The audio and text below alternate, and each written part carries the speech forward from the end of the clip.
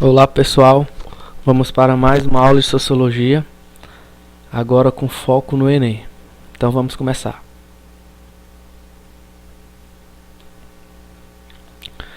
Eu vou trazer para vocês uma introdução acerca do pensamento sociológico, que é extremamente importante que vocês tenham isso em mente para encarar a prova Enem.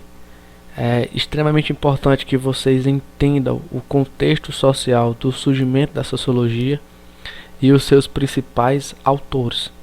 E é exatamente nessa linha de raciocínio que iremos trabalhar. O contexto social da sociologia, do surgimento da sociologia e os seus principais autores, que são os autores clássicos. Então vamos lá. O contexto social. O contexto social que caracteriza o surgimento da sociologia é o século XVIII. E por que o século XVIII ele é uma das principais características do surgimento do que hoje nós chamamos de sociologia? Por causa das grandes revoluções que ocorreram num período, as sociedades e as suas diferentes realidades começaram a ser discutidas e vista como construções passíveis de serem transformadas pela ação humana. Mais do que isso, essas transformações poderiam ser realizadas considerando os objetivos traçados pela própria sociedade com base em princípios éticos modernos que propunham a liberdade, a igualdade e a fraternidade contra a servidão, a hierarquia e a exploração. Então vemos aqui que no século XVIII ele é marcante principalmente para o surgimento da sociologia por causa das grandes revoluções, ou seja, Revolução Industrial, Revolução Francesa e uma revolução cultural que nós conhecemos como Iluminismo na história da civilização. Essas revoluções elas trouxeram uma nova maneira de perceber o mundo e até mesmo uma nova maneira das pessoas se relacionarem socialmente, com mudanças em suas relações sociais. Consequentemente, o contexto da época também foi transformado. E assim, o contexto social que mudou o modo como as sociedades ocidentais olhavam para si mesmas e as converteu em objetos da ciência, foi um processo sócio-histórico que envolveu três grandes revoluções. Uma econômica, que é a Revolução Industrial, ou seja, a Revolução Industrial tem como principal característica transformações na área econômica, ou seja, no setor social econômico, foi o principal ponto transformado com o acontecimento da Revolução Industrial. E assim, uma revolução política, que foi a causa principal das mudanças sociais causadas pela Revolução Francesa, e outra cultural que conhecemos como Iluminismo, porque sabemos que essa revolução cultural está mais no campo ideológico, e ao mudar a forma como os homens viam o mundo, interpretavam o mundo, assim também passavam a mudar suas próprias culturas, que cultura está relacionado aos valores, às normas, às práticas, os símbolos, os significados e etc. Mas principalmente a cultura está retratando aqui o campo ideológico de uma maneira de uma nova interpretação ou uma nova leitura que é feita acerca do mundo. E esse movimento, essa revolução cultural, ficou conhecido na história da civilização como Iluminismo. O conhecimento religioso e o filosófico, construído ao longo dos séculos, foi confrontado com outro modo de compreender a realidade social, o conhecimento científico, que é justamente o conhecimento sociológico, porque o conhecimento sociológico está no campo científico. Somente então foi possível o surgimento da sociologia, ciência que objetiva compreender os conflitos, as permanências e as transformações das sociedades contemporâneas. Em conjunto com a antropologia e a ciência política, a sociologia constitui o campo de conhecimento denominado ciências sociais. É interessante pararmos aqui para observarmos o objetivo da sociologia, que é compreender a realidade social, os conflitos, as permanências e as transformações das sociedades contemporâneas.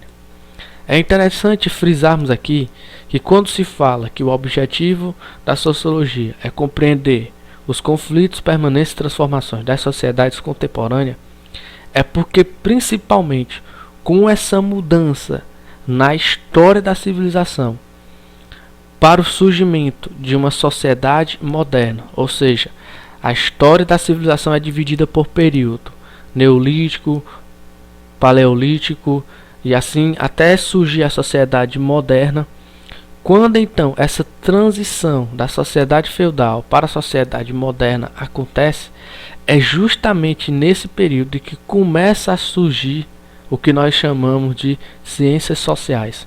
Ou seja, com a transformação da sociedade, com esse surgimento de uma nova sociedade, é que justamente nasce também a sociologia. É por isso que um dos principais objetivos da sociologia é compreender os conflitos, as permanências e as transformações das sociedades contemporâneas. Só que a sociologia é apenas uma parte de um todo que na verdade nós devemos chamar de ciências sociais, que é formada pela antropologia, pela ciência política e pela própria sociologia. E o conjunto deste conhecimento nós denominamos de ciências sociais. A busca por uma interpretação científica da realidade social. Aqui então começamos a trabalhar os objetivos da sociologia, que é exatamente esse: interpretar cientificamente a realidade social. Não é interpretar no sentido filosófico, nem numa visão de senso comum, mas é interpretar a sociedade cientificamente, obedecendo a critérios de análise científica.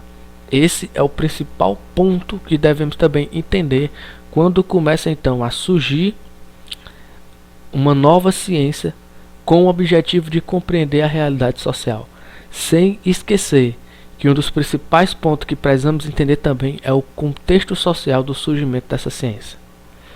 Então, no contexto social do surgimento das ciências sociais, ou melhor, da sociologia, nós temos que então que começarmos a observar um dos fatores importantíssimos para essa nova realidade social que está surgindo, que uma nova ciência vai surgir tentando entender essa nova realidade social. E um dos fatores importantíssimos é o acontecimento da Revolução Industrial. A Revolução Industrial é importante por quê? Porque ela alterou profundamente as relações sociais e econômicas, a maneira como as pessoas tratavam a sua vida econômica e assim também a maneira que as pessoas se relacionavam socialmente foi alterado profundamente com o acontecimento da Revolução Industrial. Em lugar da tradicional economia agrária, consolidou-se uma realidade cada vez mais urbanizada, com o aumento da população nas cidades, conhecido principalmente na história como êxodo rural. É quando as pessoas, devido às necessidades de sobrevivência principalmente, elas começaram a sair do campo rural e passaram a ir para as sociedades, ou seja, elas passaram a ir para as cidades.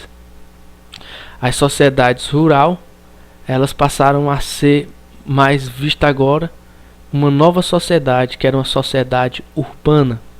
É por isso que esse processo de transição de pessoas que moravam na zona rural para as cidades ficou conhecido como êxodo rural, e esse fator, essa transição, tem como uma das principais causas o acontecimento da Revolução Industrial. O rápido desenvolvimento do comércio e da industrialização também foi um dos grandes fatores para esse êxodo rural, essa transição. Mão de obra barata e abundante, antigas propriedades comunais convertidas agora em propriedades privadas, condições laborais e jornadas exaustivas de trabalho. O trabalho nas fábricas eram realizados sem nenhum tipo de proteção contra doenças ou acidentes, sem salário fixo e nem garantia de emprego. Ou seja, aqui estão um dos principais fatores para o surgimento da sociologia, que causa profundas transformações nas relações sociais e econômicas, e principalmente o crescimento das cidades. Tudo isso foi fazendo surgir uma nova sociedade que a sociologia, surgindo também naquela época, procura compreender, procura analisar, interpretar. Quadro social também de exploração e desigualdade.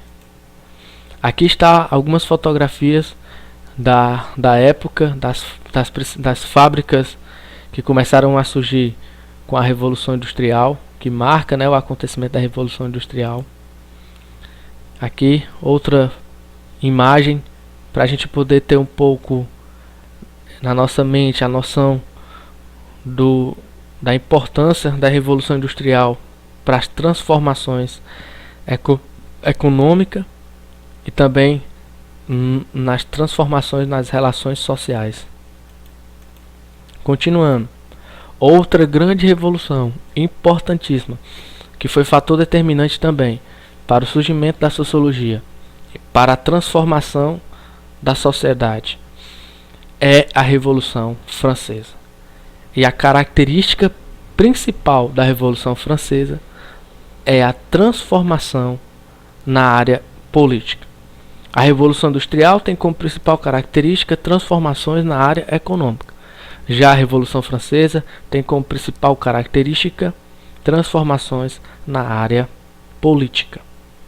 E ao transformar a área política, ou seja, o campo político voltado mais ao cuidado da cidade, a política tem como principal objetivo a administração pública, né? Então, ao mudar a percepção da política, a classe burguesa, ascendente, impedida pela aristocracia de governar durante o antigo regime, e pôs uma nova maneira de ver o mundo, fundamentada na razão e na observação da realidade. Com base nessa nova compreensão, foram construídos princípios éticos de ação que se transformaram na bandeira revolucionária: liberdade, igualdade e fraternidade. Ou seja, a classe burguesa era na verdade mais uma classe conhecida por tratar de questões comerciais. Então, a classe burguesa, que estava ascendente na época, ela estava crescendo na época, ela era impedida de governar pela aristocracia, ela era impedida de crescer cada vez mais pela aristocracia durante o antigo regime, que nós sabemos que o antigo regime ele era um regime monárquico. E essa nova classe burguesa que estava surgindo, ela traz uma nova percepção de mundo, que estava fundamentada na razão e na observação da realidade. Então, com o acontecimento da Revolução Francesa, com essa nova maneira de ver o mundo, fundamentada na razão e na observação da realidade, começa então a dar princípios fundamentais do lema principalmente da Revolução Francesa, que é liberdade, igualdade e fraternidade. E assim a Revolução Francesa acontece visando uma transformação na nova maneira de governar as cidades. E assim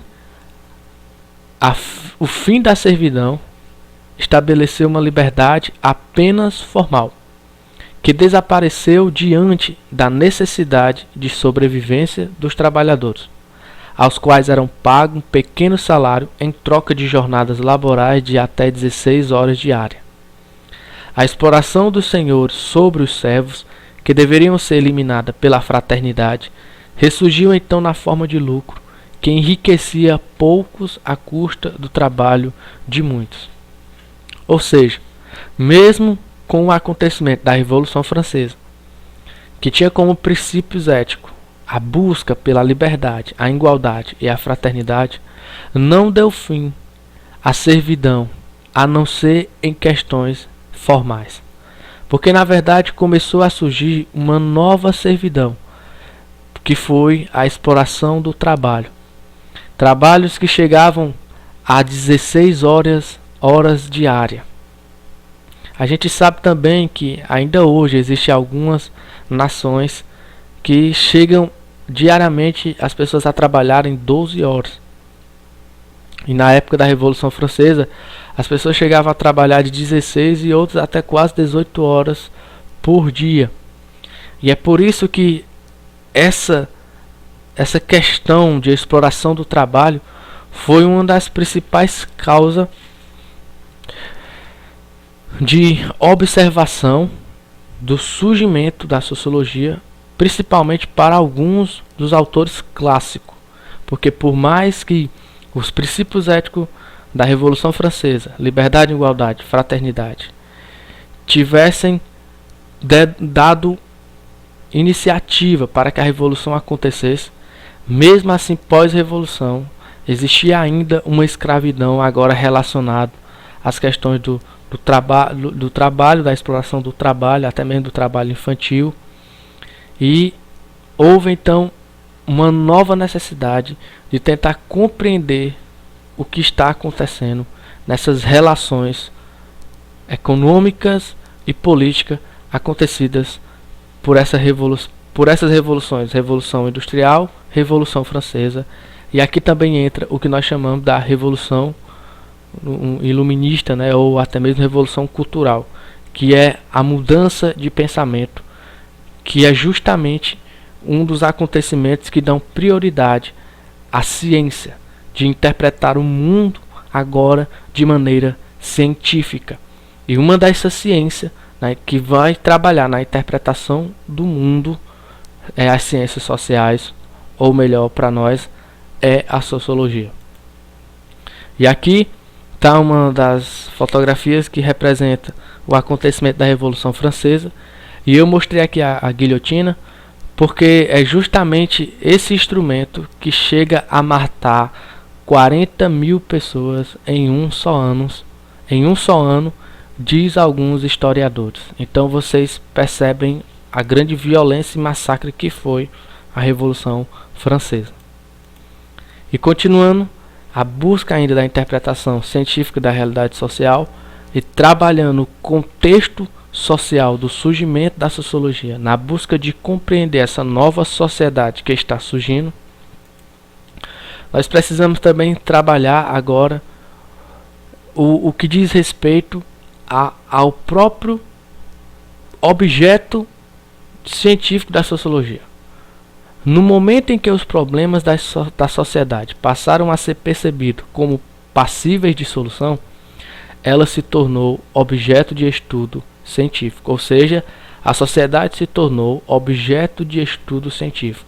E quem estará estudando a sociedade, tendo a sociedade como objeto?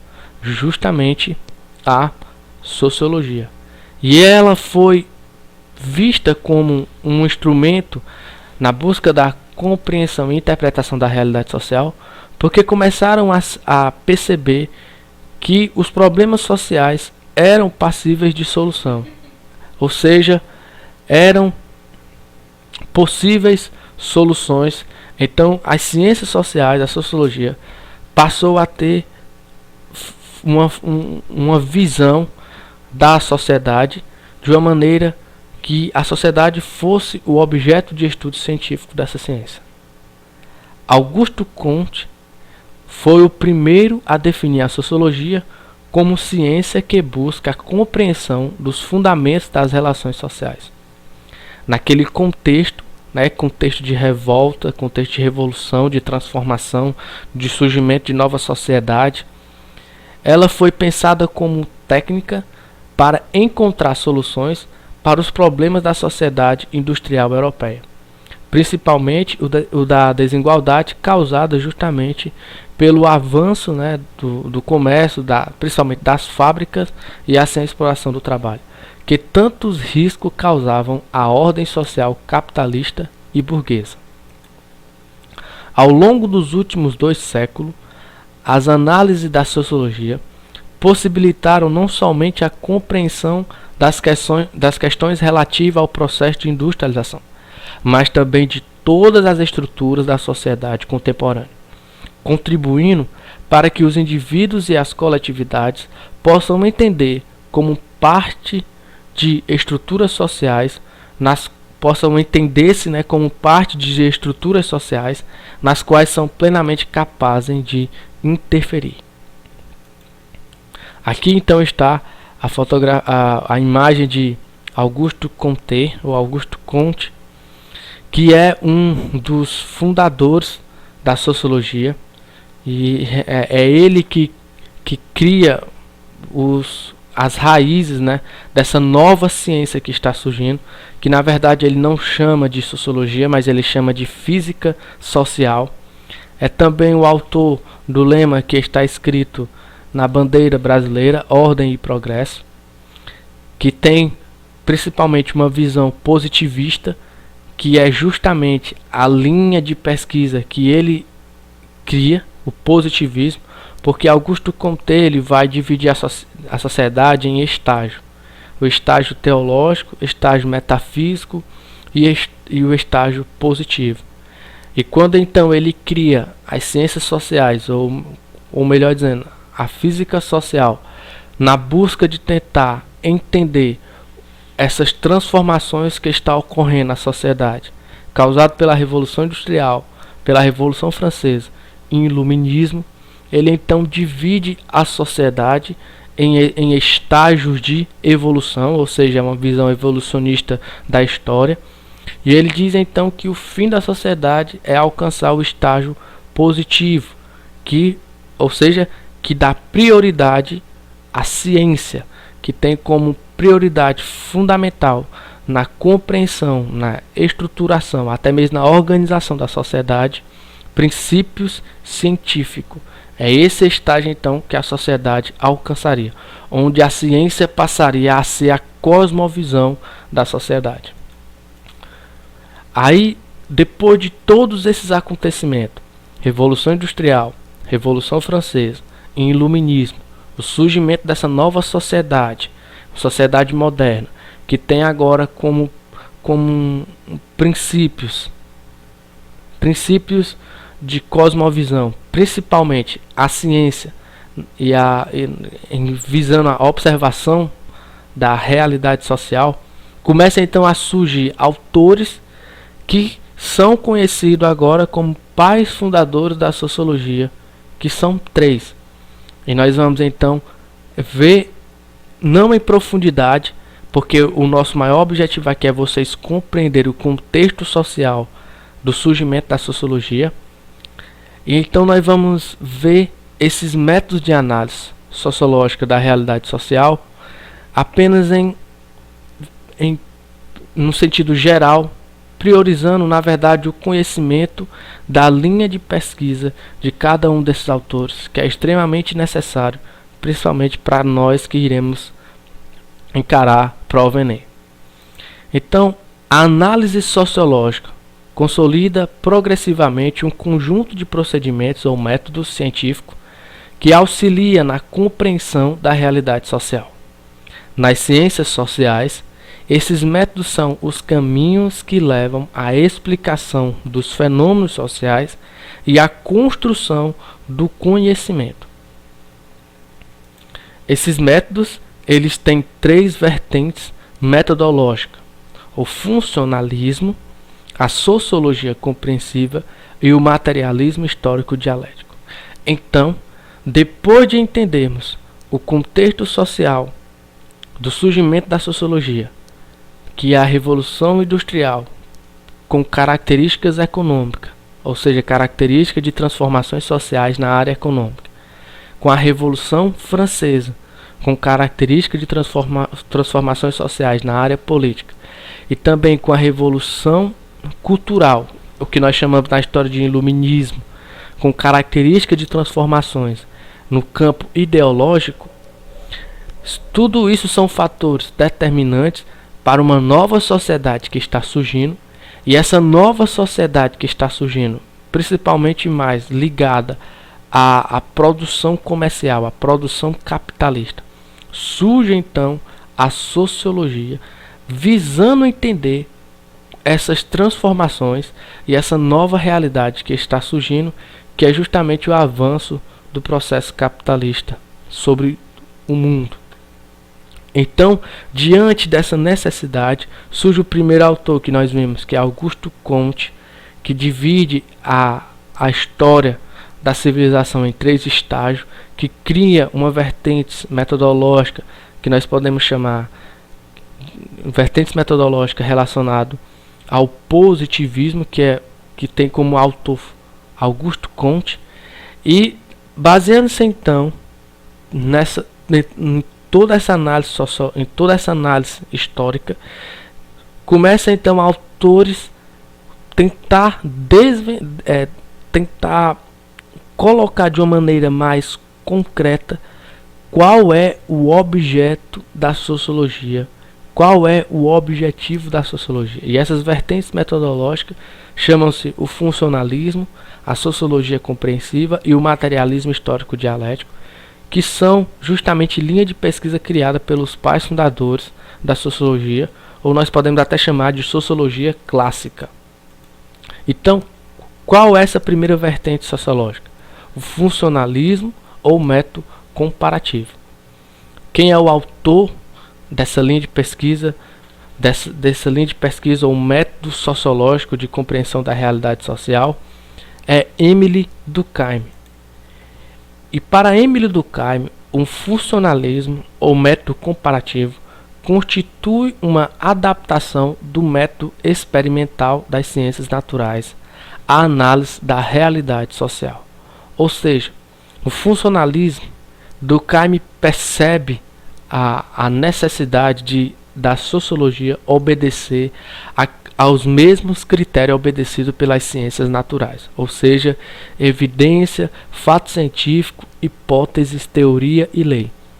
A sociologia, para ser ciência para Durkheim, deveria então entender exatamente esses processos de análise científica, e é por isso que ele diz que há uma necessidade de constituir a sociologia, ou seja, essa adaptação do método experimental das ciências naturais à análise da realidade social.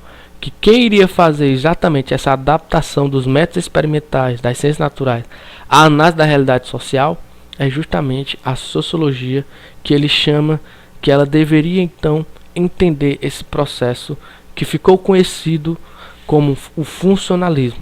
O método criado por Durkheim ficou conhecido como o funcionalismo. Para Durkheim, a legitimidade da sociologia como ciência dependia da delimitação clara de seus objetos e métodos de análise.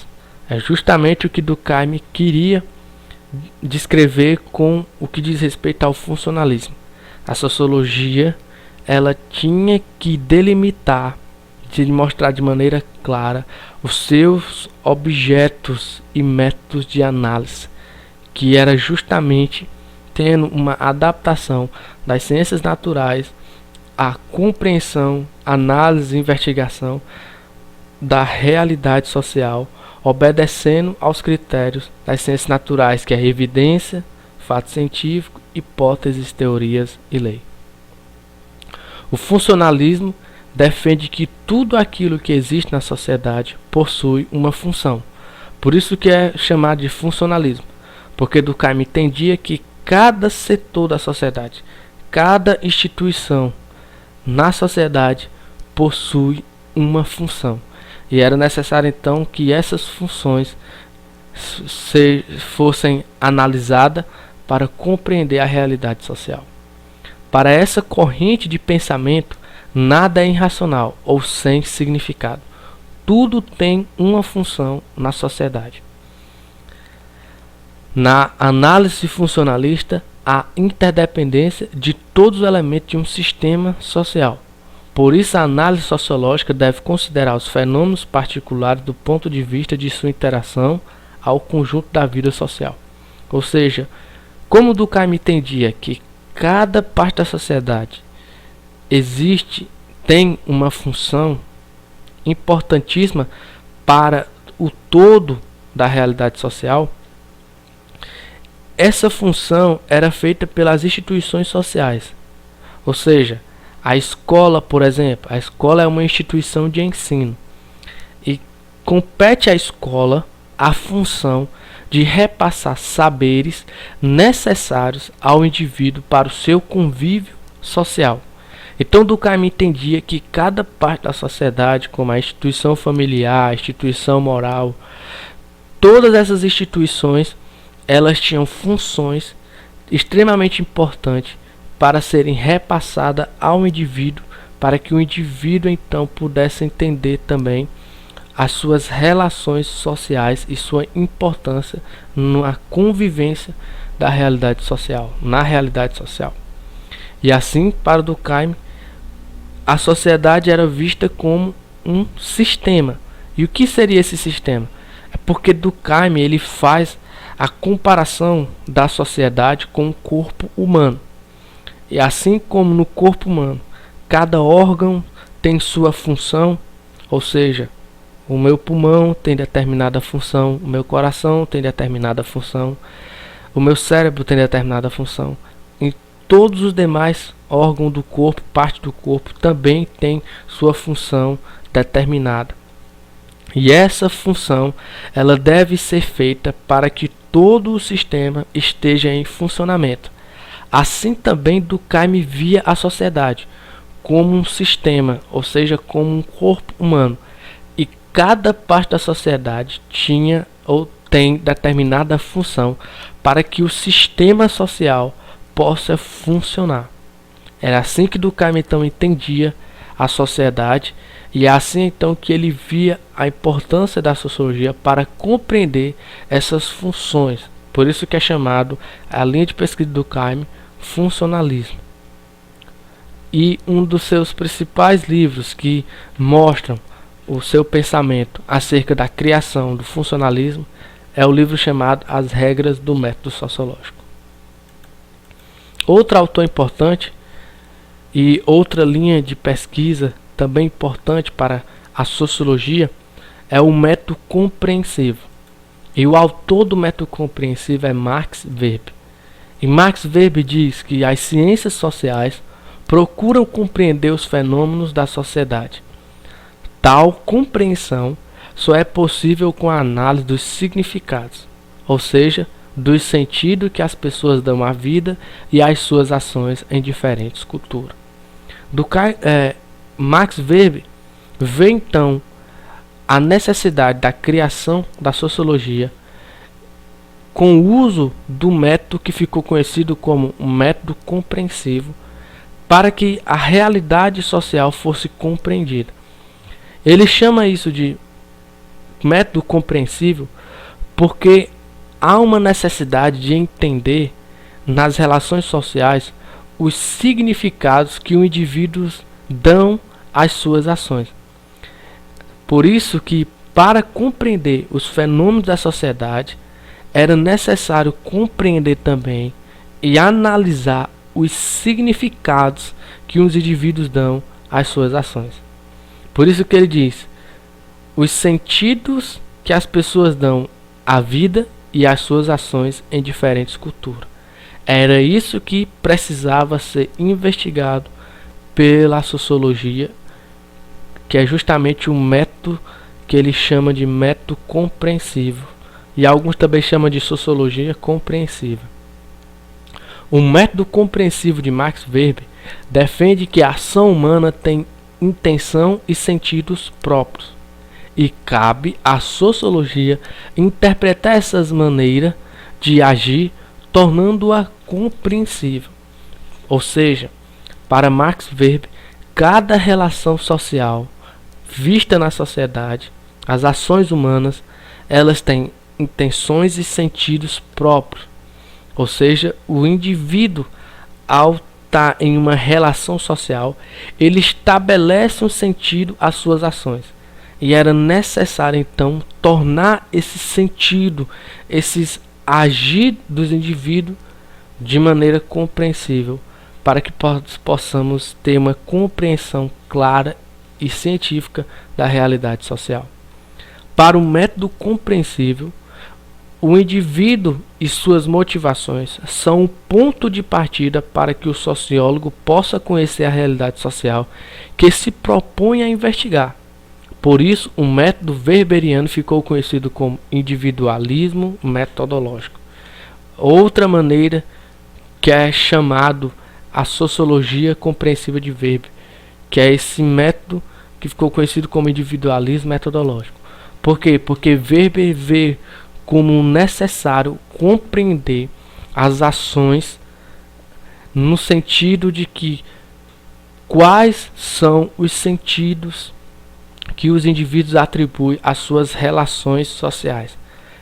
Para conhecer a realidade social, Weber então vê a necessidade de conhecer os sentidos por trás de cada ação dos indivíduos em suas relações sociais. De acordo com Weber, o mesmo fenômeno social pode ser explicado com base em inúmeras causas, e estas somente podem ser encontradas pela análise das particularidades de cada fenômeno. E a principal obra de Weber para entendermos o método compreensivo ou sociologia compreensiva é justamente essa obra chamada Economia e Sociedade. E por último, o autor, a linha de pesquisa, ou seja, um outro método de análise da realidade social que caracteriza muito o surgimento da sociologia como ciência, é o materialismo histórico dialético. O autor é Karl Marx e ele diz o seguinte: nesse método do materialismo histórico dialético, combinam-se a interpretação materialista da história, ou seja, a interpretação materialista da história está envolvendo principalmente produção no que diz respeito a instrumentos, né, materiais, e a análise dialética da realidade social. Essa interpretação materialista da história é o que diz respeito à produção, principalmente das necessidades mais básicas do homem. E a análise dialética da realidade social está relacionada a questões de entender os conflitos por trás dessa produção materialista feita pela sociedade. Então ele vai dizer, de acordo com Marx, são estabelecidas relações de produção em que determinados grupos exercem dominação sobre outro. Então Marx percebe essa produção materialista da história, ou seja, dos instrumentos e materiais mais básicos para a sobrevivência do homem até os mais avançados. Marx entende que nessas relações de produção existem determinados grupos que exercem dominação sobre o outro, e isso seria um dos principais fatores para a desigualdade social. Por isso que ele diz que essa análise dialética da realidade social seria justamente esse antagonismo que existe de um grupo estar servindo a outro grupo. O caráter dialético da realidade social está na ideia de que a sociedade não é um todo harmonioso, ou seja, existem conflitos e orgânico, mas sim uma realidade movida pela superação de seus antagonismos e contradições. Uma das palavras que mais caracteriza Marx em suas percepções sociológicas, porque na verdade Marx não era sociólogo, ele era um filósofo, mas os seus escritos têm uma determinada contribuição para o surgimento da sociologia, por causa da interpretação que ele faz da sociedade. Mas uma palavra que caracteriza muito o pensamento de Marx é: em tudo ele vê conflitos. Por isso que ele diz que a sociedade não é um todo harmonioso e orgânico, mas uma realidade movida pela superação de antagonismo e contradições. Segundo Marx, a dinâmica social explica-se no conjunto das relações de produção. São essas relações que determinam a superestrutura da sociedade, a forma formada pelos níveis jurídico, político e ideológico. Essa superestrutura é, numa maneira mais concreta, a organização, ou seja, a dinâmica social, a maneira como a sociedade funciona. E essas relações de produção determinaria então como essa sociedade funcionaria, como ela seria em termos jurídico, político e ideológico.